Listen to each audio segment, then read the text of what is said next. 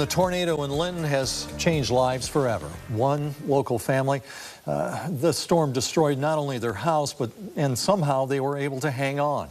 Our Aubrey Hicks joins us with that story. For the survivors of the Linton tornado Friday night was a nightmare that not only came to life, but invaded their homes. And my husband stepped out here in the driveway, and he looked towards the back of our house, and he saw it, and he screamed for me to get my children inside. I ran inside, slammed all the doors in the hallway, had my children get down. A father racing to protect his whole world. And it happened so quick. You could hear it just coming.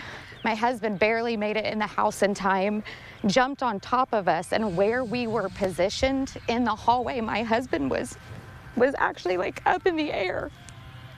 And his feet were up in the air, and he had his hands like locked in to hold the family down, and he just kept saying, "It'll pass." The F2 tornado destroying some houses and sparing others. When I got home, my granddaughter was here, and she said, "It's okay, Mama. I'm sorry if I cry, but it's very scary." And she said, "You'll be surprised, but your house is okay." It's just devastating.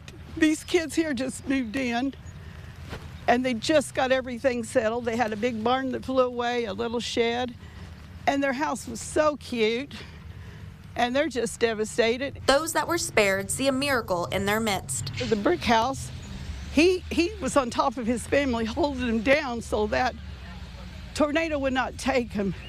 And then after they got out, then that caved in, and you see, I still have pretty much a house. I'm so thankful. It's an almost unbelievable moment. We built our house in the 70s, and I've never seen a tornado here.